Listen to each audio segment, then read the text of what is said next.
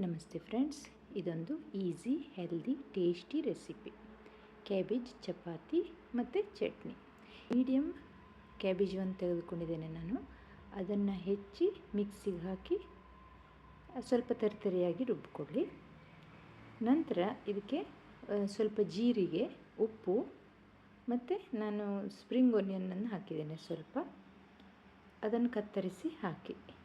ಇದು ಕ್ಯಾಬೇಜನ್ನು ತಿನ್ನದೇ ಇರೋರಿಗೆ, ಅಂದರೆ ಏನು ಹಾಗೆ ಪಲ್ಯ ಸಾಗು ಈ ಥರ ಎಲ್ಲ ಮಾಡಿದಾಗ ತಿನ್ನದೇ ಇರೋರಿಗೆ ಈ ರೀತಿಯಾಗಿ ಮಾಡಿಕೊಟ್ರೆ ಅದು ಕ್ಯಾಬೇಜ್ ಅಂತ ಯಾರಿಗೂ ಗೊತ್ತೇ ಆಗೋದಿಲ್ಲ.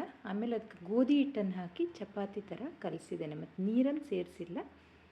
ಕೇವಲ ಕ್ಯಾಬೇಜನ್ನು ರುಬ್ಬಿ ಅದಕ್ಕೆ ಗೋಧಿ ಹಿಟ್ಟನ್ನು ಕೂಡಿಸಿ ಈ ಥರ ಚಪಾತಿ ಹಿಟ್ಟನ್ನು ಕಲಿಸಿ ಆಮೇಲೆ ಅದರಿಂದ ಚಪಾತಿ ಲಟ್ಟಿಸಿ ತಕ್ಷಣ ಮಾಡಿದ್ದೀನಿ ನಾನು. ಅದು ನೀವು 10 ನಿಮಿಷ ಮುಚ್ಚಿಟ್ಕೊಂಡು ಆ ಥರ ಬೇಕಾದರೆ ಮಾಡ್ಬೋದು.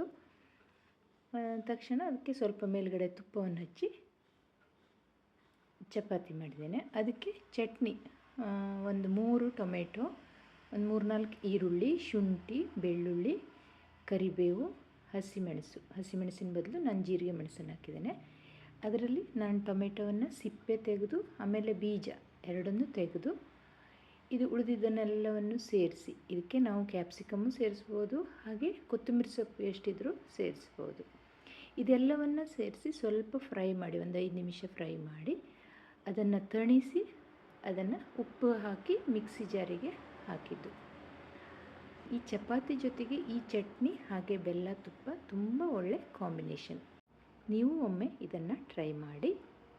ಹಾಗೆ ನನ್ನ ಚಾನೆಲ್ ಸಬ್ಸ್ಕ್ರೈಬ್ ಆಗಿ ಪ್ರೋತ್ಸಾಹ ನೀಡಿ. Thank you.